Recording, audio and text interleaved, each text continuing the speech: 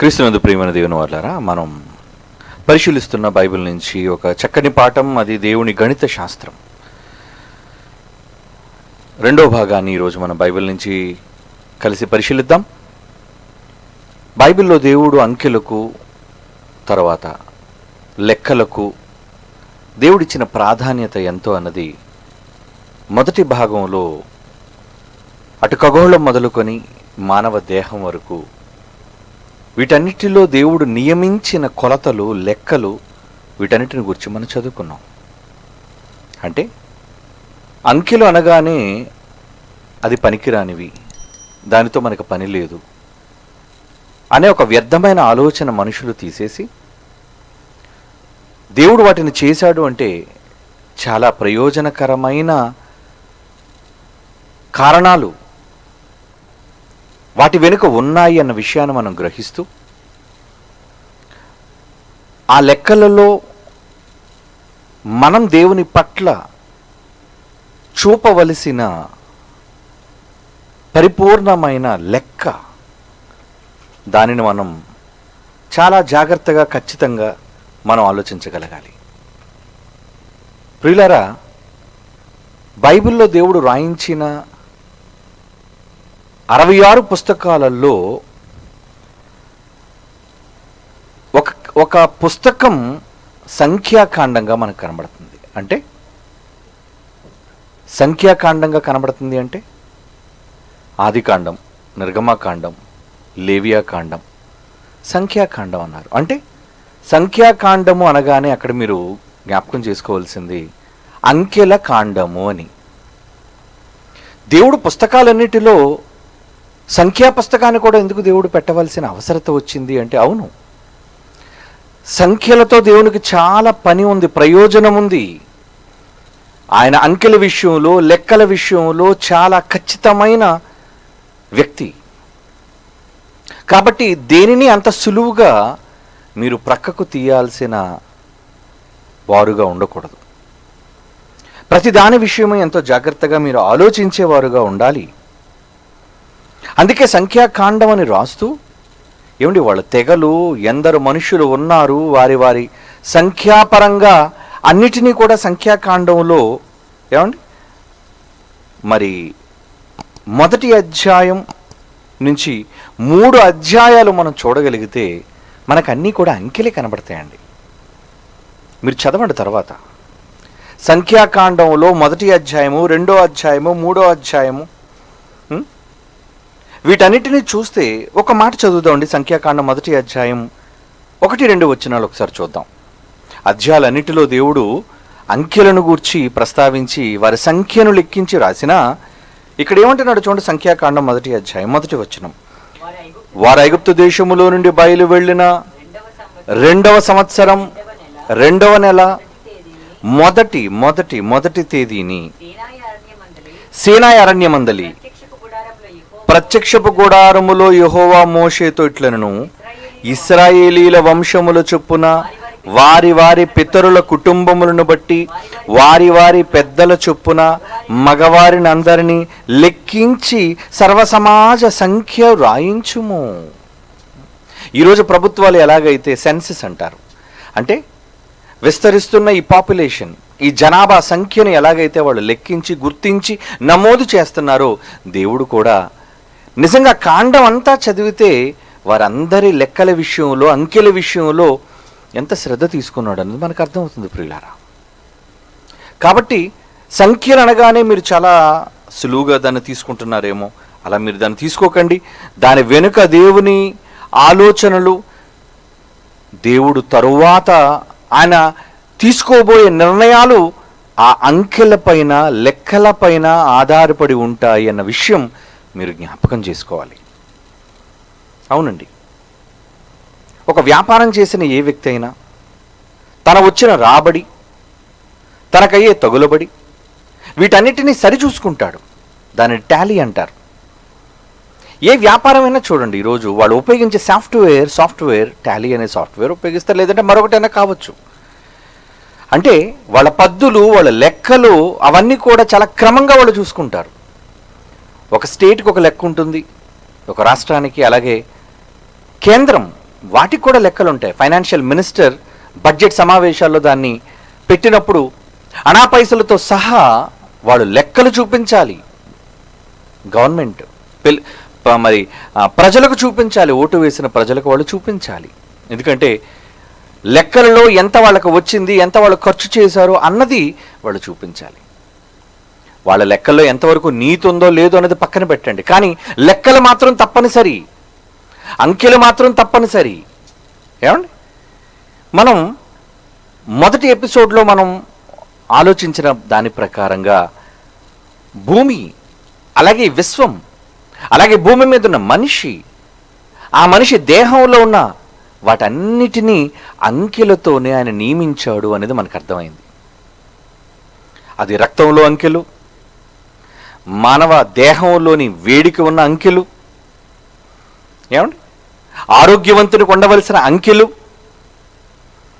ఇక ఈ ఖగోళంలోనికి వెళ్ళేసరికి అక్కడ ఉండే అంకెలు, వాటి దూరాలు అన్న అంకెలతో ఉన్నాయి, వాటి బరువులు అంకెలతో ఉన్నాయి. అన్నిటినీ ఆయన చూచినప్పుడు ఏమండి మిగతా వాటి విషయం ఆయన చెప్పలేదు కదా అని ఒకవేళ మీరు అనుకుంటున్నారేమో.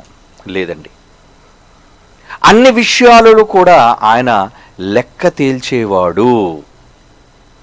ఎందుకంటే ఒక విధంగా చెప్పాలంటే ఆయన ఈ గణిత శాస్త్రంలో పండితుడు. లెక్కలు లేనిదే దేనిని అంగీకరించని వాడుగా మనకు దేవుడు కనబడుతున్నాడు. ఒక మాట బైబిల్ నుంచి పరిశీలించి చూద్దాం ప్రియులారా. ఆదికాండం 2వ అధ్యాయం 2వ వచనం.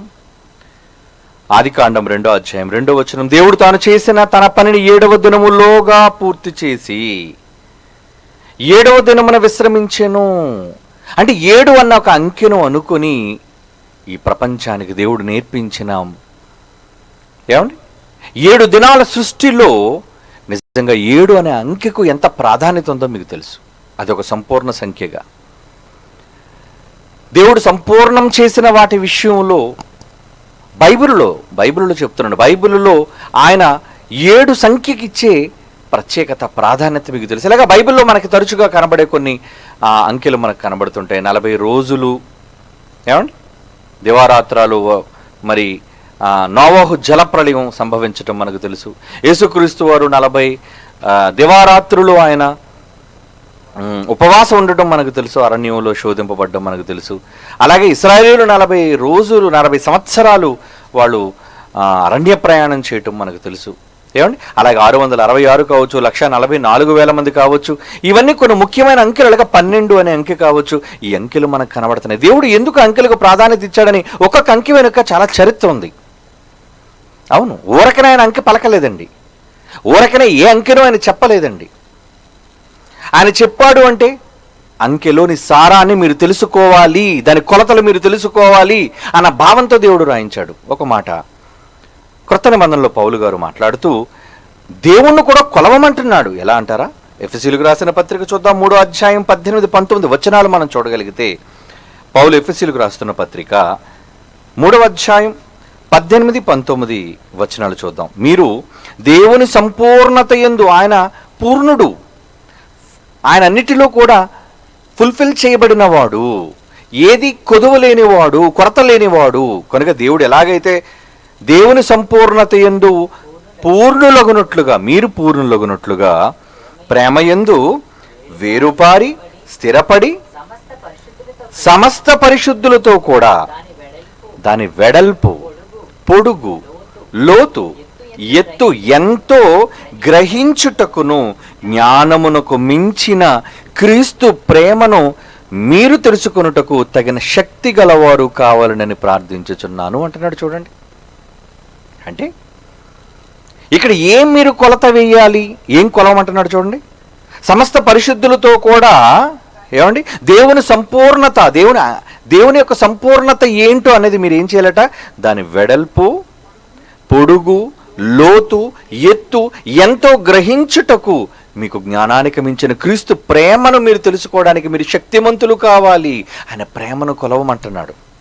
అంటే వాటికి కూడా కొలమానం, ప్రేమకు కొలతలు, దాని వెడల్పు, పొడుగు, లోతు, ఎత్తు సమస్తాన్ని కొలిచి మీరు పూర్ణులు కావాలి అంటున్నాడు. చూడండి, అంటే కొలతలు అవసరమా? లెక్కలు అవసరమా? ఈ అంకెలు మనకు అవసరమా? అవునండి, చాలా అవసరం.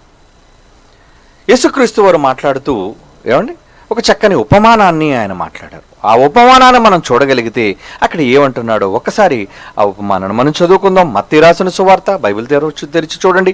మత్తయి రాసిన సువార్త 18వ అధ్యాయం 23వ వచనం నుంచి 35వ వచనం వరకు మనం చూద్దామండి. ఏమండి లూకా రాసిన సువార్త, క్షమించండి, మత్తయి రాసిన సువార్త 18వ అధ్యాయం 23వ వచనం నుంచి ఒక సందర్భాన్ని యేసుక్రీస్తు వారు ఉపమాన రూపంగా చెప్తున్నారు. అక్కడ దేవుని యజమానిగా పోలుస్తూ ఆయన ఏమని ఆయన్ని సంబోధిస్తున్నారో మనం ఇక్కడ చూద్దామండి. కావున పరలోక రాజ్యము తన దాసుల యొద్ద లెక్క చూచుకొన గోరిన ఒక రాజును పోలి ఉన్నది. పరలోక రాజ్యం ఎలా ఉందటండి? తన దాసుల యొద్ద లెక్క చూచుకొన గోరిన ఒక రాజు. ఆ రాజు ఏం చేస్తున్నాడట? తన దాసుల లెక్కను చూస్తున్నాడట. లెక్క అంటే ఏంటి? ఆయన తేల్చే లెక్కలు ఏంటి? ఆయన ఆలోచించే గణితాలు ఏంటి? ఆయన చూసే అంకెలు. కిందకు చూడండి. అతడు లెక్క చూచుకొని మొదలుపెట్టినప్పుడు అతడు 15,000 తలాంతులు వచ్చి ఉన్న ఒకడు అతని యొద్దకు తేబడను. ఏమండి? అతని దాసులలో ఒకడు యజమాని దగ్గరికి ఎంత బాకీ ఉన్నాడటండి? 10,000 తలాంతులు. 10,000 తలాంతులు. ఒక తలాంత్ అంటే ఇంచుమించు ఎంత ఉందండి? కిందన 3,600 రూపాయలండి. ఒక తలాంతు అంటే 3,600 రూపాయలని చెబుతున్నాడు అక్కడ. అలాంటివి 10,000 తలాంతులు వచ్చి ఉన్న దాసుడు దగ్గరకు వచ్చాడట. అతను తేబడ్డట. అప్పు తీర్చుటకు నా యొద్ద ఏమీ లేదు అని వాని యజమానుడితో అన్నప్పుడు వానిని, వాని భార్యను, పిల్లలను, వాని కలిగిన యావత్తును అమ్మి అప్పు తీర్చమని ఆజ్ఞాపించ. నాకు అదంతా అనవసరం, లెక్కలు కావాలి నాకు. నువ్వు నాకు బకాయి ఉన్నదాన్ని నువ్వు తీర్చాలి అని దేవుడు అంటున్నాడు. ఎందుకంటే పరలోక రాజ్యం మనం వెళ్ళవలసింది అక్కడికే. కనుక మనం చేరబోయే లోకంలో ఎంత లెక్కలకు ప్రాధాన్యత ఉందో అన్నది ఇక్కడ మీరు గమనించాలి. ఏమండి? ఇంచుమించు 10,000 తలాంతులు వచ్చి ఉన్న అతని దగ్గరికి అతని యొద్దకు రప్పించుకొని నువ్వు లెక్క తీర్చాలి అంటున్నాడు. చూడండి.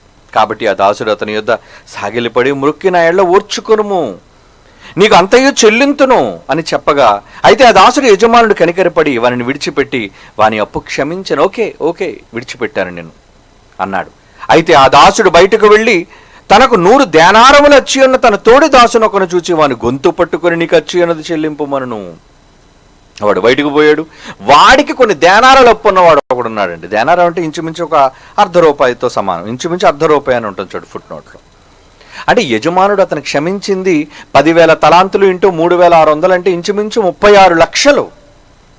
యజమానుడు అతను క్షమించింది 36 లక్షల లెక్క అయితే, దాసుడు అతని తోడి దాసుడుకు ఎలాగైతే అచ్చి ఉన్నాడో అచ్చి ఉన్న అమౌంట్ ఎంతో తెలుసా అండి? ఎంత అంటున్నాడు? ఇంచుమించు 100 దేనారములు.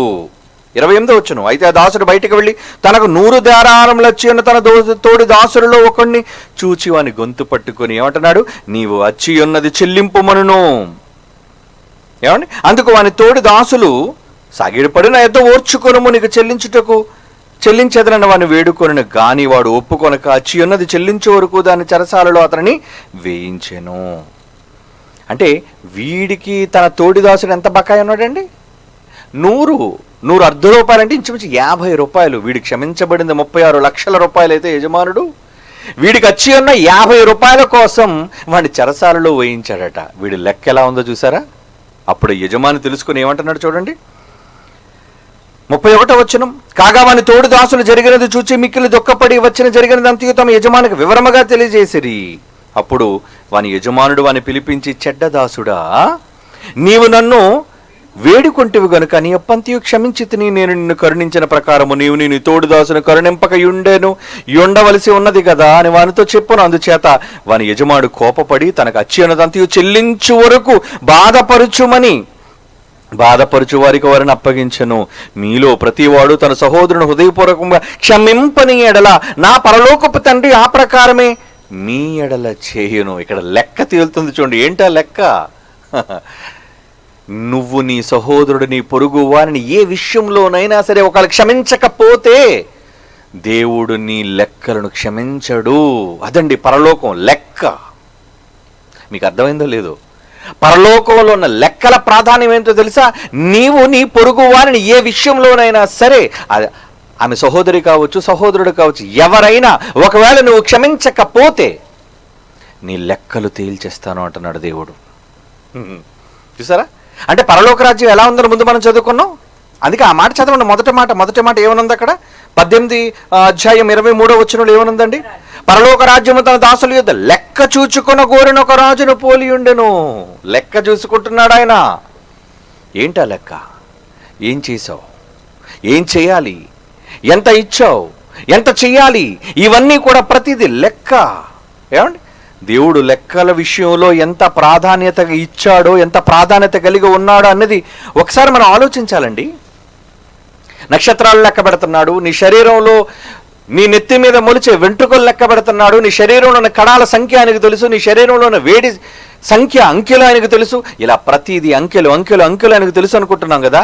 ఆయన ఇంకేం తెలుసో చూడండి. ఏమంటున్నాడు చూడండి. ఇప్పుడు చూడండి ఆయన లెక్కలు ఎలా తేలుస్తున్నాడో ఆయన గణిత శాస్త్రంలోనికి మనం ఇప్పుడు వెళదాం. ఓకే, కీర్తనల గ్రంథం 56వ కీర్తనలోని 8వ వచనాన్ని చూడండి ప్రియులారా. కీర్తనల గ్రంథం 56వ కీర్తనలోని 8.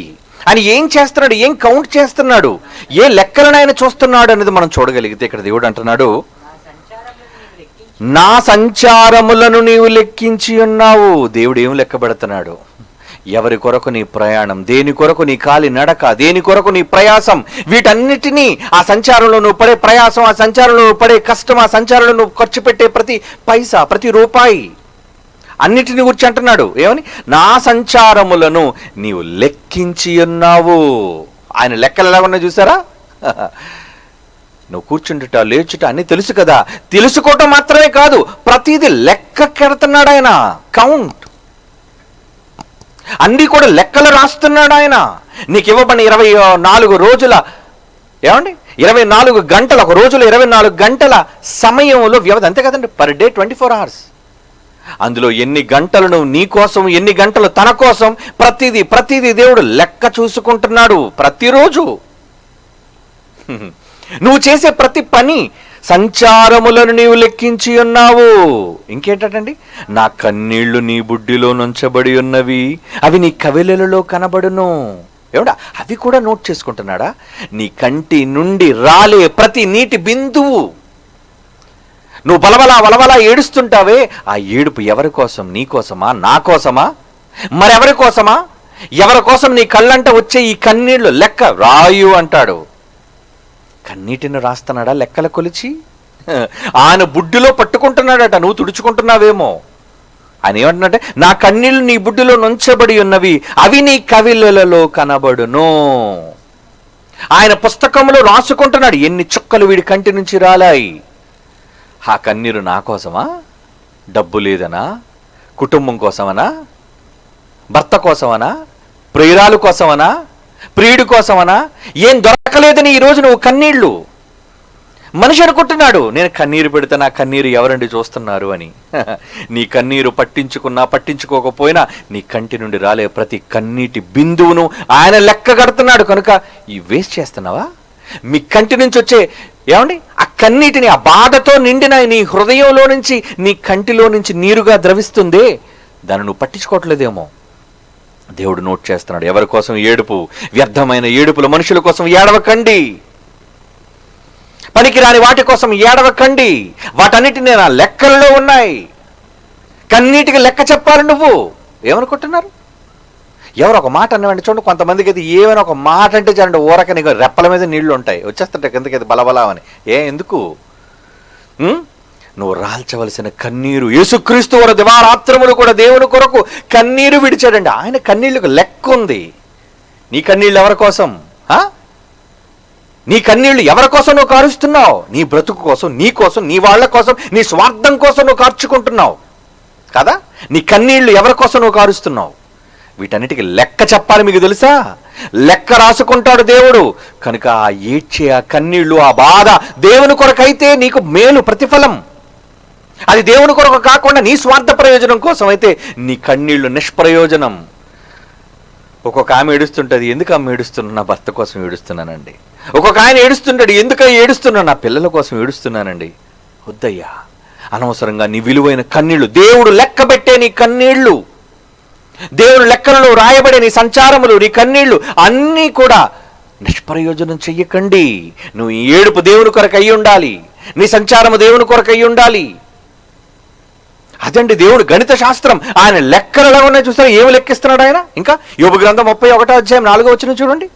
యోబు గ్రంథం 31వ అధ్యాయం 4వ వచనం, ఆయన నా ప్రవర్తన ఎరుగును కదా, నా అడుగుజాడలన్నిటినీ లెక్కించును కదా. నీ అడుగుజాడలు, ఏమండి, మీ అడుగుజాడలన్నిటినీ ఏం చేస్తున్నాడు ఆయన? లెక్క. అడుగుజాడలు లెక్కిస్తున్నాడు ఆయన. లెక్కించాలా? ఏమనుకుంటున్నావు దేవుని గూర్చి? అన్నిటికీ సంఖ్య నియమించినప్పుడు, అంకెలు నియమించినప్పుడు, అంకెలను ఆయన గ్రంథములో రాసుకుంటున్నప్పుడు నిన్ను గూర్చిన సంఖ్యాక్షరం ఆయన దగ్గర లేదనుకుంటున్నావా? నిన్ను గూర్చిన అంకెల అక్షరాలు ఆయన దగ్గర రావు, ఉండవు అనుకుంటున్నావా? కనుక నీ నుంచి రావలసిన ప్రతి అంకె అది నీ కోసమా, దేవుని కోసమా? వ్రాయబడుతున్న ప్రతి అంకె అది నీ స్వార్థం కోసమా, లేదా దేవుని ప్రయోజనకరం కోసమా? అది నువ్వు ఆలోచించాలి. ప్రతి మనిషి ఏడ్చేటప్పుడు, నడిచేటప్పుడు, మాట్లాడేటప్పుడు, అవునా, మాటల నోటికొచ్చిన మాట విసురుతుంటావే, వ్యర్థమైన మాటలన్నీ పలుకుతుంటావే. దాని గురించి దేవుడు ఏమన్నాడు చూడండి. మత్తయి రాసిన సువార్త 12వ అధ్యాయం 36, చాలాసార్లు చదువుకున్నారు ఈ మాట. ఏమంటున్నాడు అక్కడ? మత్తయి రాసిన సువార్త 12వ అధ్యాయం 36వ వచనం, నేను మీతో చెప్పినది ఏమనగా, మనుష్యుల పలుకు వ్యర్థమైన ప్రతి మాటను గూర్చి, ప్రతి మాట, ఎవ్రీ వర్డ్ కౌంట్స్, ప్రతి మాటను గూర్చి విమర్శ దినమున లెక్క చెప్పాలి. నువ్వు లెక్క, ఎందుకు ఈ మాట నువ్వు మాట్లాడావు, కమాన్ నాకు నువ్వు ఎక్స్ప్లెనేషన్ ఇవ్వాలి అంటాడు దేవుడు. నువ్వు ఏ మాట ఎప్పుడు మాట్లాడావు నువ్వే మర్చిపోతావు, నీ జ్ఞాపకాలలో నీకు ఉండవు. కానీ దేవుడు తన పుస్తకాలలో రాసుకుంటున్నాడు, అది ఆయన లెక్క. నువ్వు మాట్లాడే, గడగడ మాట్లాడే నీ అక్షరాల సంఖ్య. ఏమండి, ఒక గంట మెసేజ్లో నేను ఎంతసేపు మాట్లాడినా అక్షరాలు నేను గుర్తు పెట్టుకోలేనండి, నేను కౌంట్ చేయను. బట్ దేవుడు కౌంట్ చేస్తున్నాడు. అదండి ఆ కౌంటింగ్ నాకు ఇష్టం, ఆ కౌంటింగ్ నాకు కావాలి. ఎందుకంటే నేను దేవుని కొరకు నోరు విప్పి, గళం విప్పి మాట్లాడే ప్రతి అక్షరం ఆయన కోసం మాట్లాడిన అక్షరంగా నా కొరకు నమోదు చేయబడుతుంది. కనుక నా నోటి వెంబడి వచ్చే ప్రతి మాట దేవునిదైతే, నా ఆలోచన ప్రతిదీ దేవుని కొరకైతే, నా అడుగులు, నా సంచారములు దేవుని కొరకైతే, అది ఎంత ప్రయోజనకరం, అవి ఎంత శ్రేష్టమైనవి. ఒకవేళ నాకు దుఃఖం వచ్చి ఏడిస్తే ఆ దుఃఖం దేవుని కొరకైనదైతే, అప్పుడు నా కన్నీళ్లకు లెక్క, నా అడుగులకు లెక్క, నా జీవిత కాలానికి లెక్క.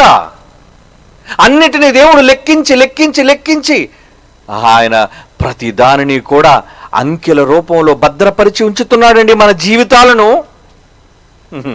చూసారా దేవుడు గణిత శాస్త్రం. నువ్వు అనుకుంటున్నావు గణిత శాస్త్రం అంటే ఇంటూ, మైనస్, ప్లస్ అనుకుంటున్నావా?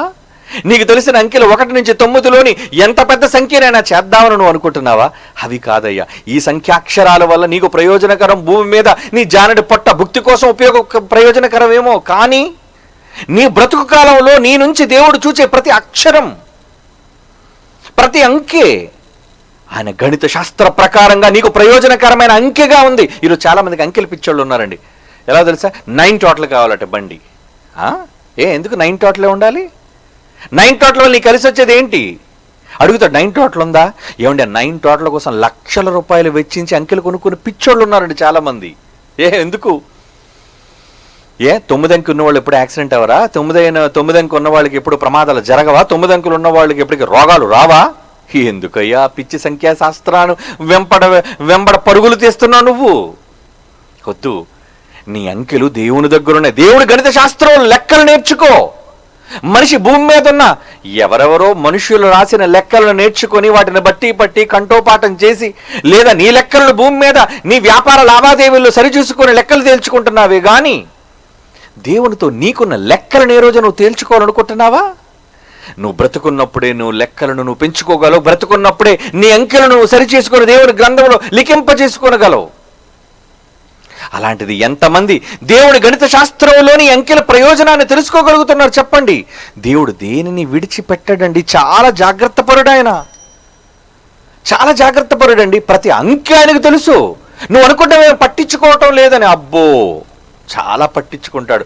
నువ్వు ఎన్ని అడుగులేస్తున్నావు లెక్క పెడుతున్నాడు. ఏమండి ఈ మధ్యన స్మార్ట్ ఫోన్స్ వచ్చిన తర్వాత మీ ఫోన్లో కూడా యాప్స్ వచ్చేయండి. ఏంటో తెలుసు, అది మీరు వేసే ప్రతి అడుగు కూడా అది ఫుట్ స్టెప్స్ కౌంట్ చేస్తుంది. అది ఒకవేళ ఫోన్ మీ దగ్గరే ఉంటే మీరు ఎంత దూరం నడిచి వెళ్ళారో, అడుగులు నడవాలి, ఆ నడిచే ఫుట్ స్టెప్స్ని చూపిస్తుంది. అది ఒక యంత్రం. ఏమండి ఒక యంత్రం చెబుతుంది నువ్వు ఎన్ని అడుగులు వేసావు అనేది, రోజుకి ఎన్ని అడుగులు నడిచావు అన్నది. నువ్వు పట్టించుకోకపోవచ్చు, అవసరాన్ని బట్టి. నేను 6,000 అడుగులు వేసానా, 10,000 అడుగులు వేసానా, దానివల్ల నాకు ఎంత కొలెస్ట్రాల్ కరిగింది, దానివల్ల నాకు ఎంత ఆరోగ్యం వచ్చిందని చూసుకోవడానికి అంకెలు నీకు ప్రయోజనకరమేమో. కానీ దేవుని విషయంలో నీ అంకెలు, నీ లెక్కలు సరిగా ఉన్నాయా? ఆయన రాసుకున్నట్టుగా నీ లెక్కలు ఉన్నాయా? అది మీరు చూడగలుగుతున్నారా? ఎందుకంటే దేవుడు గణిత శాస్త్ర ప్రవీణుడు. గణితం లేకుండా ఆయన ఏది చెయ్యడు, ఏది రాసుకోడు, ఏది తీర్పు తీర్చడు. లెక్కలు ప్రతిదానికి లెక్క, ప్రతిదానికి లెక్కండి. అందుకే ఏమంటున్నాడు చూడండి, మనుషుడు పలుకు వ్యర్థమైన ప్రతి మాటను గురించి విమర్శ దినము ఒక రోజు ఉంది. ఆ రోజు నువ్వు లెక్క చెప్పాలి నాయన, నువ్వు నాకు లెక్క చెప్పాలి అంటున్నాడు చూడండి. అవునా? మత్తయి రాసిన సువార్త 7వ అధ్యాయం 2వ వచనం. మత్తయి రాసిన సువార్త 7వ అధ్యాయం 2వ వచనం యేసుప్రభు అంటున్న మరో మాట చూడండి. మీరు తీర్చు తీర్పు చొప్పుననే మిమ్మును గూర్చి తీర్పు తీర్చబడును, మీరు కొలుచు కొలత చొప్పుననే మీకును కొలవబడును. అంటే పరలోక రాజ్యాన్ని ఇవ్వటంలో కూడా కొలతలు ఉన్నాయా? కొలతలు అంటే ఏంటి? ఏమండి నా షట్ట కొట్టండి అంటే కొలతలు రాసుకుంటారు, అవునా కాదా? ఏమండి భోజనం పెట్టండి అంటే కొలతలు ఉంటాయండి, దానికి అంకెలు ఉంటాయండి, దానికి. చివరికి నీకు పరలోకం ఇవ్వడానికి కూడా నీకు కొలిచిస్తాడంటే పరలోకం. కొలత కొలత కొలత అంటే అంకె, కొలతలు అంటే అంకెలు అని అర్థం. మరి ఏ అంకెలు నువ్వు పోగు చేసుకున్నావు, ఏ అంకెలు నువ్వు భద్రపరుచుకున్నావు, ఏ సంఖ్యను నువ్వు కాపాడుకున్నావు?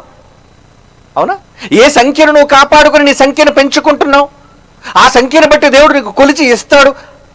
ఆ నంబర్ల గురించి ఏ రోజు మీరు ఆలోచిస్తున్నారా?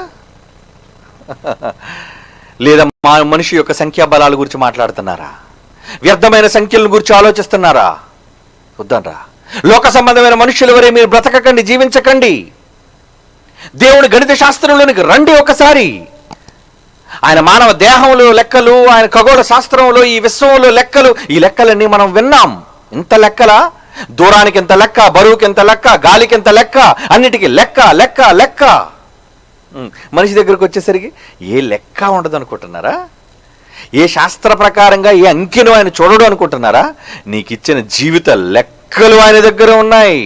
ఎన్ని సంవత్సరాలు నీకు ఆయుష్యనిచ్చాడు, అందులో ఎన్ని సంవత్సరాలు, ఎన్ని నెలలు, ఎన్ని దినాలు, ఎన్ని గంటలు, ఎన్ని క్షణాలు, ప్రతిదీ కౌంట్, ప్రతిదీ లెక్కలు కడుతున్నాడు ఆయన.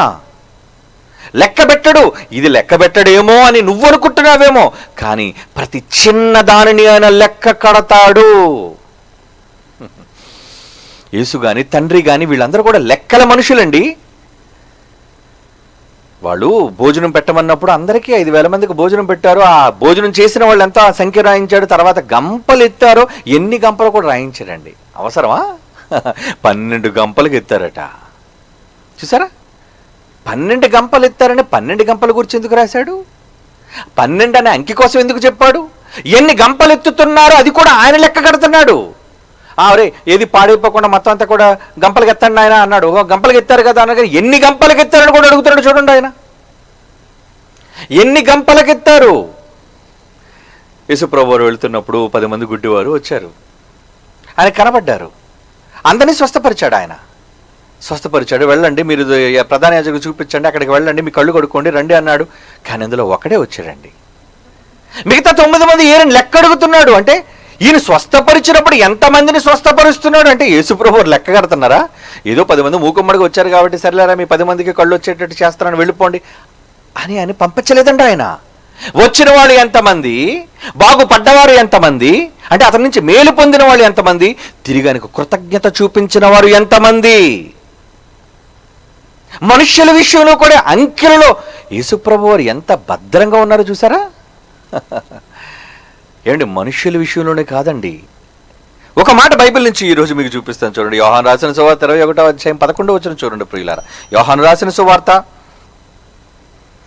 21వ అధ్యాయం, యోహాను రాసిన సువార్త 21వ అధ్యాయం 11వ వచనం చూడండి ఏమంటున్నాడు.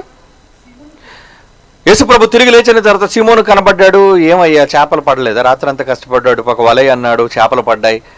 పడిన తర్వాత ఏమంటున్నాడు చూడండి. సీమోను పేతురు ధోని ఎక్కి వలను దరికి లాగాను, అది 183 గొప్ప చేపలతో నిండి ఉండను. ఏమండి, గంపలో ఈ చేపలు పడతాయండి. ఎన్ని చేపలు పడ్డాయో లెక్క పెట్టాలా? యేసుక్రీస్తు వారు చూడండి ఎంత ఖచ్చితమైన వ్యక్తి.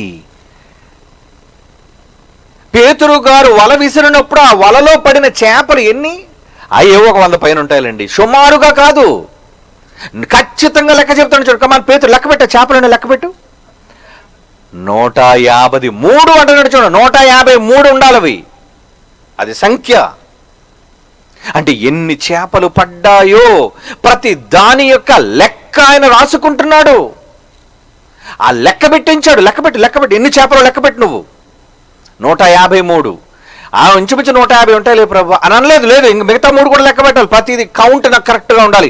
153 చేపలు. చేపల విషయంలోని ఇంత ఖచ్చితమైన లెక్కలు దేవుడు పాటిస్తున్నప్పుడు మనుష్యుల విషయంలో లెక్కలు పాటించడని మీరు అనుకుంటున్నారా? లేదండి, చాలా జాగ్రత్తగా ఉంటాడు ఆ విషయంలో. ఆయన చాలా జాగ్రత్తగా ఉంటాడు. ఎలాంటి లెక్కల విషయంలో ఎలాంటి జాగ్రత్తలు తీసుకుంటాడో మనం బైబిల్ చదివి తెలుసుకోవాలండి. ఏమండి, బైబిల్లో చదివి మనం తెలుసుకోవాలి. మనం నిర్లక్ష్యంగా ఉంటే ఎలా? మనం నిర్లక్ష్యంగా ప్రతిదాన్ని విడిచిపెడితే ఎలా? ఒక మంచి మాట చూద్దాం. ఒక మంచి మాట రోమీలకు రాసిన పత్రిక 14వ అధ్యాయం 10వ వచనం నుంచి చదువుదాం ప్రియులారా. రోమీలకు రాసిన పత్రిక 14వ అధ్యాయం 10వ వచనం నుంచి అక్కడ ఏమంటున్నాడు చూడండి.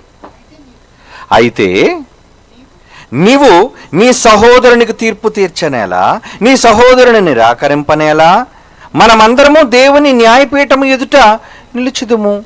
నా తోడు ప్రతి మోకాళ్ళు నా ఎదుట వంగును, ప్రతి నాలుక దేవుని స్తుతించును అని ప్రభు చెప్పుచున్నాడు అని వ్రాయబడి ఉన్నది కనుక మనలో ప్రతివాడును అంటున్నాడు చూడండి.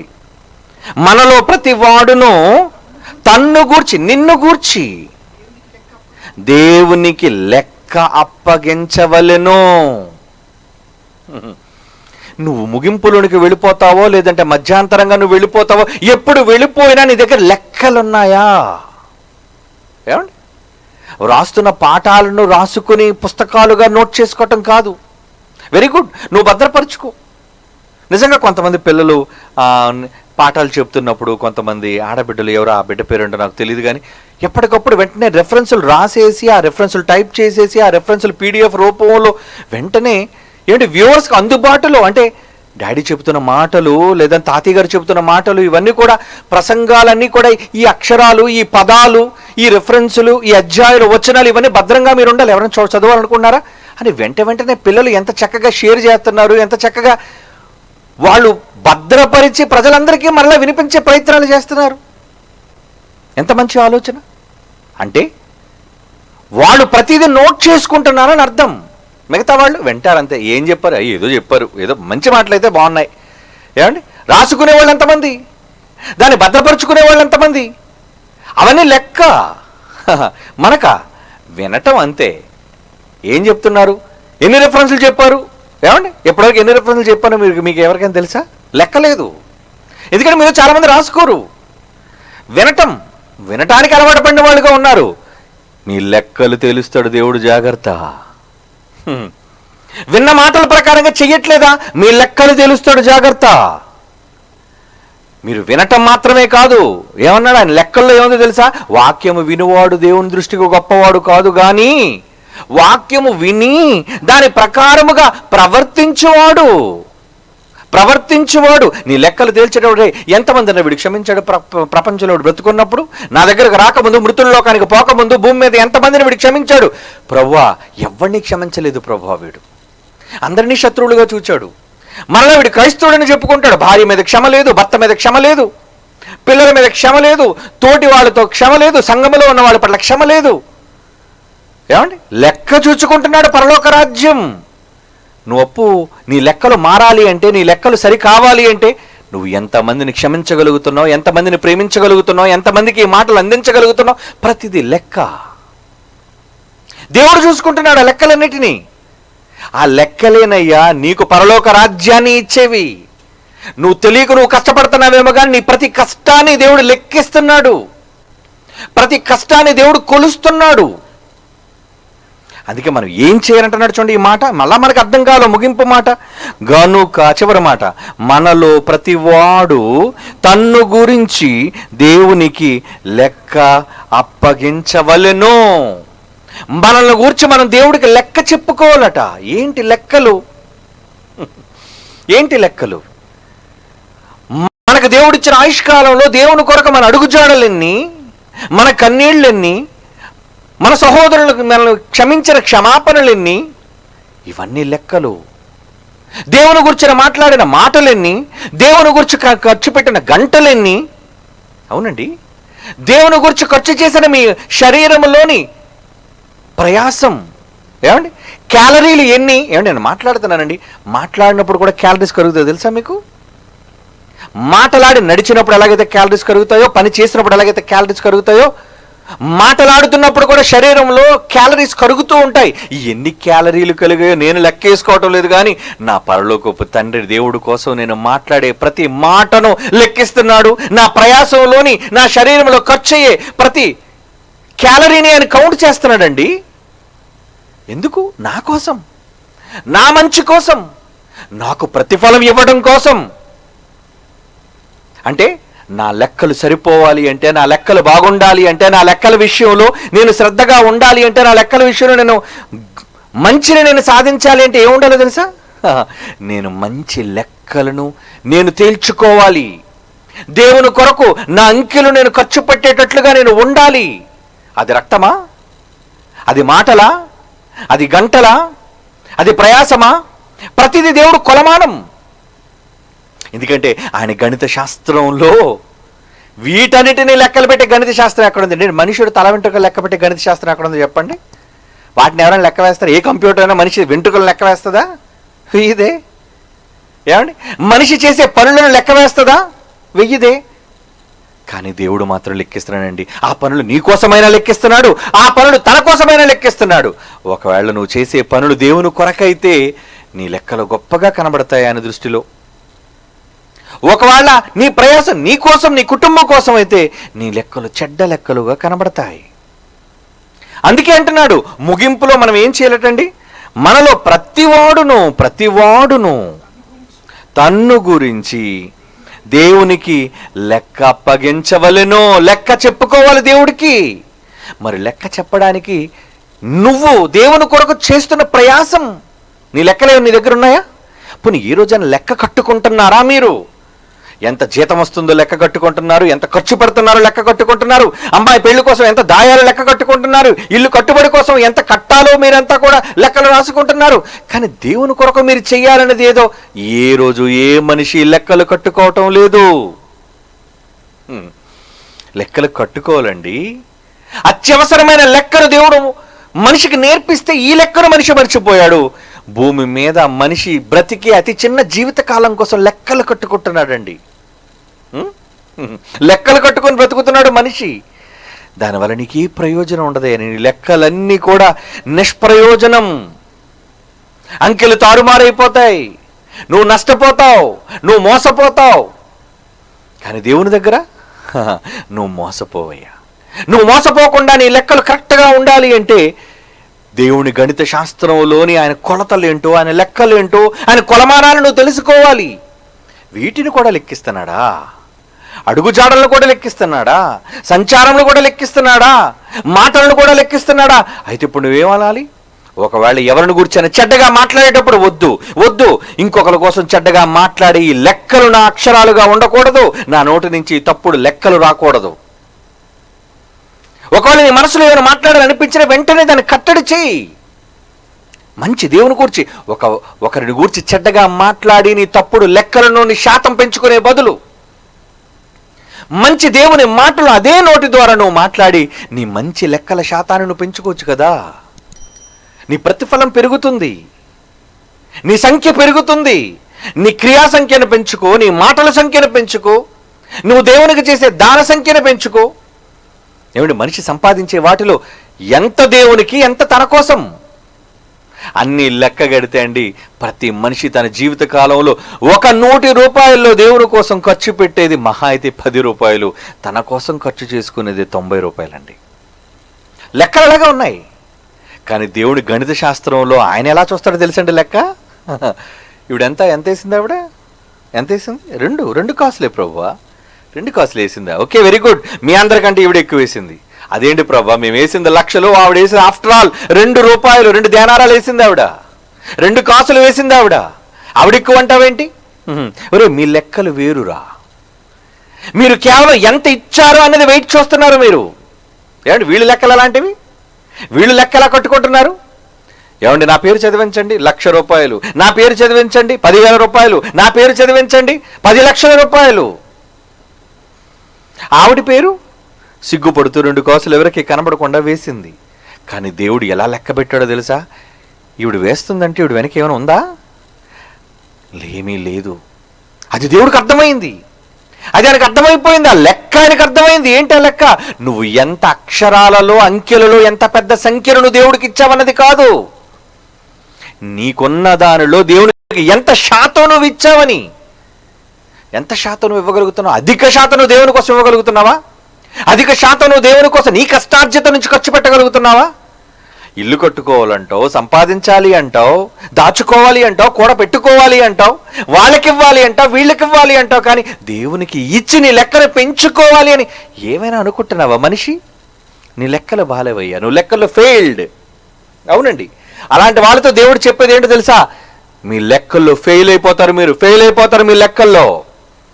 కనుక లెక్కల్లో మీరు సాఫల్యతను సాధించాలి అంటే ఏం చేయాలి? ఇదిగో దేవుడు గణిత శాస్త్ర ప్రకారంగా ఆయన ఏటేటి లెక్కలు చూస్తున్నాడో మీ లెక్కని ఎలాగైనా అప్పగించుకోవాలి. కాబట్టి ముగింపులో మీ లెక్కను దేవుడికి అప్పగించవలసిన బాధ్యత మీ అందరిపైన ఉంది. కాబట్టి మీరేం చేయాలి? మీ జీవిత కాలంలో దేవుని కొరకు ఎంత లెక్కను, ఎంత ఎక్కువగా నేను చేయగలుగుతున్నాను అదర్రా, అది మీరు లెక్క కట్టుకోండి, అది మీరు ఆలోచించండి. వాటిని ప్రక్కన పెట్టి లోక సంబంధమైన వాటి కోసం ఎందుకండి లెక్కలు చూసుకుంటున్నారు? దానివల్ల ఏ ప్రయోజనం లేదు. యేసుక్రీస్తు ఒక ఉపమానాన్ని చెబుతూ ఏమంటున్నారు చూడండి, మత్తయి రాసిన సువార్త 25:19 మత్తయి రాసిన సువార్త 25:19 ఏమంటున్నాడు చూడండి. ఒక యజమానుడు ఆయన చాలా దూరం వెళ్ళాడు. వెళ్ళేటప్పుడు ప్రతి వారికి లెక్క చొప్పున కొంత ఇచ్చాడు, ఒక్కొక్కరికి లెక్క చొప్పున ఇచ్చాడు. ఇచ్చిన తర్వాత ఆయన ఏమంటున్నాడు చూడండి, ఆ దాసుల యజమానుడు వచ్చి వారి యొక్క లెక్క చూసుకున్నాడు. లెక్క చూసుకున్నాడు అంటే తిరిగి వచ్చిన తర్వాత ఏం చేస్తున్నాడు? భూమి మీదకు నువ్వు వచ్చిన తర్వాత తిరిగి ఆయన దగ్గరికి వెళ్ళేసరికి నీ లెక్కలు తేలాలి, సరిపోవాలి. లెక్కలో తేడాలు జరగడానికి వీలు లేదు. ఒక లెక్కల్లో తేడాలు జరిగితే ఫెయిల్డ్. చాలా తెలివైన వాళ్ళు చాలామంది లెక్కలు రాక, ఏమండి లెక్కలు రాక ఏం చేస్తారు తెలుసా అండి? ఎగ్జామ్స్ అప్పుడు ఏం చేస్తారు తెలుసా? కింద ఆన్సర్ మాత్రం వేసేస్తారండి. ఒక సమ్ సాల్వ్ చేయమని ఇచ్చారు అనుకోండి, ఏమండి ఆ అంకెను వీడు పక్కన వాడిని అడుగుతాడు, రే కింద ఆన్సర్ ఎంత వచ్చిందిరా?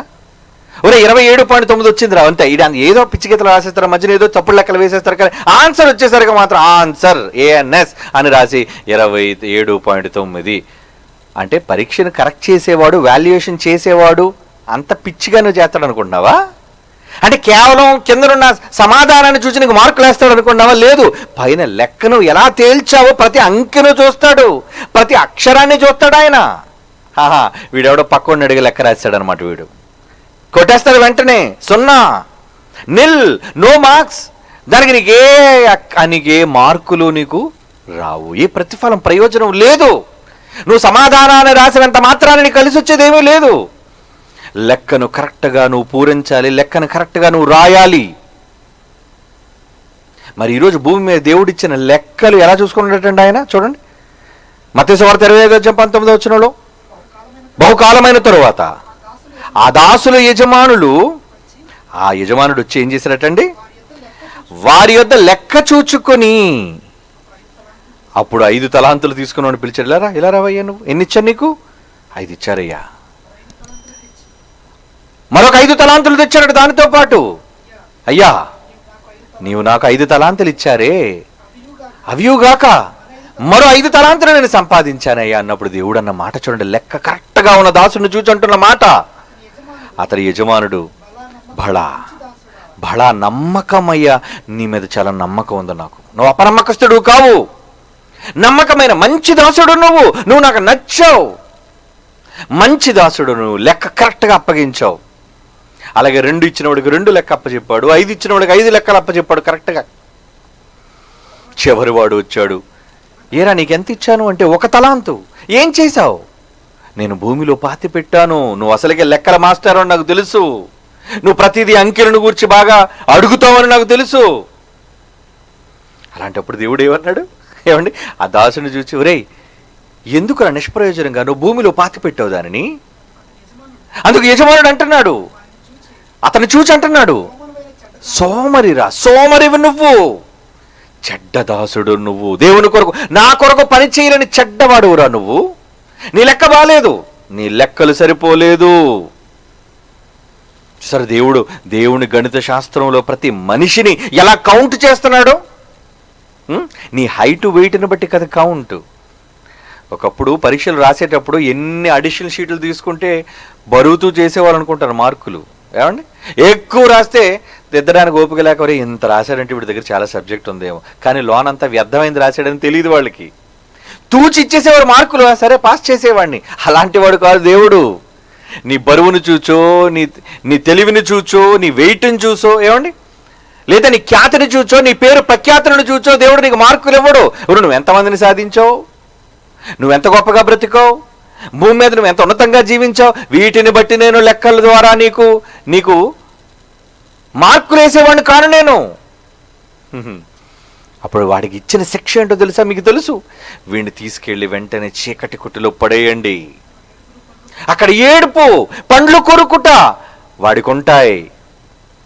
అంటే లెక్క సరిగ్గా అప్పజెప్పలేని వ్యక్తికి దేవుడు తన శాస్త్రంలో, గణిత శాస్త్రంలో విధించే శిక్ష ఏంటో తెలుసా? నరకం. నరకం అండి. శిక్ష అమలు చేస్తున్నాడు ఆయన. కనుక ఇప్పుడు మీ లెక్కలు ఎంత జాగ్రత్తగా తేల్చుకోవాలో ఆలోచించండి ప్రియులారా. దేవుడు అన్నిటి విషయంలో ఎంత ఖచ్చితమైన లెక్కలు పాటిస్తూ వచ్చిన వ్యక్తి. ఏమండి మొదటగా మనం చదువుకునే గాలికి ఏముండాలటండి? ఎంత బరువు ఉండవలనని. యోబు గ్రంథం 28:25. గాలికి ఎంత బరువు ఉండాలి అని నియమించిన వ్యక్తి అన్నిటి విషయంలో అంకెను ఎంత ఎంత ఎంత అని నియమించాడు. సూర్యుని బరువు ఎంత, సూర్యుని కొలత ఎంత, సూర్యుని చుట్టుకొలత ఎంత, సూర్యునికి భూమికి దూరం ఎంత, ప్రతి దానికి ఎంత ఎంత ఎంత అని రాయించిన వాడు నీకోసం దేవుడు రాయించాడు అనుకుంటున్నావా? నీకు ఇచ్చిన ఆవిష్కారాన్ని బట్టి దేవుడు లెక్కలు అనుకోడు అనుకుంటున్నావా? 60 సంవత్సరాలు నీకు ఇచ్చారంటే 60 సంవత్సరాలకి నీకు ఎంత నీకు ఇచ్చాను అంటే నీ దగ్గర నుంచి ఎంత రావాలి అన్న ప్రశ్న నువ్వు వేసుకోవాలి, నువ్వు దేవునికి చెప్పుకోవాలి. లెక్క ప్రతి వ్యక్తి కూడా దేవునికి లెక్క అప్పగించవలసిన వాడుగా ఉన్నాడు. మరి ఈరోజు మీరు ఆ లెక్కల విషయంలో, మీ జీవితాలలో మీరు దేవుడి కొరకు చేస్తున్న వాటి విషయంలో మీ లెక్కలు సరిగ్గా ఉన్నాయా లేదా ఒకసారి పరిశీలించుకోండి. ఎందుకంటే దేవుడు ప్రతి దానిని లెక్కిస్తున్నాడని మర్చిపోకండి. మీ సంచారము లెక్క, మీ కన్నీటి లెక్క, మీ అడుగుల లెక్క, మీ ఆలోచనల లెక్క, మీ మాటల లెక్క, మీ ప్రయాసము లెక్క, మీ దినముల లెక్క, అన్నిటినీ సంఖ్యాపరంగానే ఆలోచిస్తున్నాడు. కనుక మీ సంఖ్య గొప్పదిగా, దేవుని కొరకు పనిచేసే సంఖ్య మీది గొప్పదిగా ఉండాలి. ఎన్ని సంవత్సరాలు ఇతను బ్రతికాడు అంటే ఎంత పని దేవుని కొరకు చేసేవాడై ఉండాలి. ఆ లెక్క సరిపోవాలి. అక్కడ చాలామంది 70, 80, 90, 100 ఏళ్ళు బ్రతికిన వాళ్ళు ఉన్నారండి. 100 ఏళ్లలో నీ సంఖ్య చూస్తే నా కోసం చేసిన వాటి సంఖ్య కనబట్టలేదు. ఇక్కడ పనులేవీ లేవు, వ్యర్థమైన సంచారములు నీవన్నీ. ఇచ్చిన ఆయుష్కాలం అంతా నీ కోసం వ్యర్థగా వాడేసుకున్నావు. వాటికి నువ్వు లెక్క చెప్పాలి. ప్రతి మనిషి దేవుని కొరకు కాకుండా తన కోసం వాడే వెలుగు, వాడే నీరు, వాడే భూమి, దాని సారం, వీటన్నిటి లెక్కలు తేరుస్తాడు. మర్చిపోకండి. ఎలా మీకు శిక్ష వస్తుంది అనుకుంటున్నారు? ఏమండి ఒక మీటర్ పెట్టుకునేందుకు ఏపీ ట్రాన్స్కో వాళ్ళు నువ్వు ఎంత కరెంటు వాడావో లెక్క రాసుకుంటాడు. ఒకడు వస్తాడు బిల్లు తీసుకునేవాడు, ఎన్ని యూనిట్లు ఖర్చు అయింది, ఒక యూనిట్కి ఎంత, అంత లెక్కలు కట్టి బిల్లు ఇస్తాడు నీకు. అది నువ్వు కట్టాలి, లేదంటే పవర్ కట్ అయిపోద్ది నీకు. మరి దేవుడు నీకు భూమి మీద తల్లి గర్భంలో పడిన నాట నుంచి తల్లి గర్భంలో బొడ్డు ద్వారా నీకు పెంచి పోషిస్తున్న అణువు నుంచి దేవుడు లెక్క కడతారు. ప్రతి అణువులు లెక్కించడం నువ్వు అనుకుంటున్నావా? మనం చెప్పాను కదా మీకు, యాటమ్స్ ఎన్ని ఉండాలి, హైడ్రోజన్లో ఎన్ని ఉండాలి, ఆక్సిజన్లో ఎన్ని ఉండాలి, గోల్డ్లో ఎన్ని ఉండాలి, సిల్వర్లో ఎన్ని ఉండాలి, ఆయన దానినే అణువులను లెక్క కడుతున్నప్పుడు నీ శరీరంలో నువ్వు ఊపిరి ఆరంభమైన నాట నుంచి ఎన్ని అణువులు ప్రతిదీ ఆయన లెక్క రాసుకుంటున్నాడు. అంటే నువ్వు ఎంత వెలుగు వాడావు, ఎంత నీటిని వాడావు, ఎంత వేడిని వాడావు, భూమి మీద నువ్వు ఎంత సారాన్ని వాడావు, వీటన్నిటినీ లెక్క తేలుస్తాడు. కనుక ఆ లెక్కల విషయంలో నువ్వు చాలా జాగ్రత్తగా అడుగు మీద అడుగు తీసి అడుగు వేసి దేవుని అడుగు జాడలలో మనిషి నడిచేవాడై ఉండాలి. అప్పుడే నీ లెక్కలు దేవునితో ఖచ్చితంగా నిన్ను పరలోకానికి తీసుకుని వెళ్ళేటట్లుగా సరిచూసుకునేటట్టుగా ఉంటాయి. లేదా చెడ్డదాసుడా, చీకటిలో నిన్ను నెట్టి నీకు శాశ్వతమైన శిక్షను విధించే భయంకరమైన శిక్ష నీకోసం ఎదురు చూస్తుంది అక్కడ. చూసారా దేవుని గణిత శాస్త్రం ఎలా ఉందో, దేవుని లెక్కలు ఎలా ఉన్నాయో చూసారా? అన్నిటినీ లెక్కించి ఆయన నీ దగ్గరకు వచ్చేసరికి ఏమీ పట్టించుకోడు. దేవుడి దగ్గరికి వెళ్ళి 2 కన్నీటి చుక్కలు రాల్చి తండ్రి నన్ను క్షమించి తప్పైపోయింది అని నువ్వు అనుకుంటే నిన్ను క్షమించి విడిచిపెట్టే పరిస్థితులు అక్కడ లేవు. భూమి మీద ఉన్నప్పుడే నీ లెక్కలు అప్పగించుకోవాల్సిన పని, నీ బాధ్యత నీ మీద ఉంది. కాబట్టి ఎప్పటి నుంచి కమాన్ లెక్కలు సరి చేసుకో. ఇప్పటివరకు తప్పుడు లెక్కలు అయితే అయిపోయాయి, పోనీయండి. ఇంకా నువ్వు బ్రతికే ఉన్నావు, ఇంకా ఊపిరి ఉంది, నీ గుండె కొట్టుకుంటూ ఉంది, నీ బాడీలో టెంపరేచర్ అంకెపరంగా ఉంది, నీకు ఆరోగ్యం అంకెల రూపంలో ఉంది, నీ కొలెస్ట్రాల్ కరెక్ట్గా ఉంది, నీ బ్లడ్ కరెక్ట్గా ఉంది, నీ ఆరోగ్యం కరెక్ట్గా ఉంది, నీకు ఇంకా జీవితకాల సంఖ్య ఉంది. ఆ సంఖ్య ఉన్నప్పుడు నువ్వేం చేయాలి? దేవుని కోసం ఎప్పటికైనా సరి చేసుకోండి. మీ లెక్కలని కమాన్ కరెక్ట్ చేసుకోండి, ప్రతి అంకెను కరెక్ట్ చేయండి. లేదా దేవుని గణిత శాస్త్రంలో మనిషికి చాలా ప్రమాదం పొంచి ఉంది. మీరు అనుకున్నంత సులువుగా దేవుడు దేనిని విడిచిపెట్టేవాడు కాడు. ప్రతి దానికి ఆచితూచి లెక్కలు ప్రతి దానికి అడుగుతాడు. ప్రతి చిన్నదానికి లెక్కలు అడిగేవాడుగా దేవుడు కనబడుతున్నాడు. కాబట్టి దేవుడిని అంత సులువుగా తీసుకోకండర్రా. ఎప్పటికైనా భూమి మీద ఆయుష్ కలిగి మనం బ్రతుకున్నాం కాబట్టి ఇక మీదట మన సంచారములు, ఇక మీదట మన దేవుని కోసం పడే ప్రయాసం, ఇక మీదట మన దేవుని కోసం ఖర్చు పెట్టే ప్రతిదీ ఆయన రాసుకునే కవిలలో నిజంగా మనం దాచుకునే ఒక గొప్ప సంఖ్యగా మారడానికి మీరందరూ ప్రయత్నం చేసి దేవుడు కోరుకున్నట్లుగా ఆయన గణిత శాస్త్రంలో ఉత్తీర్ణత మీరు సాధించాలి. లేదా మీరు ఫెయిల్ అయిపోతే మీకోసం చీకటి, కన్నీళ్లు, ఏడ్పు, పండ్లు కొరకటం అవి మీకోసం ఎదురు చూస్తున్నాయి. కానీ అది వద్దు, అందులోకి మీరు వెళ్ళకూడదు.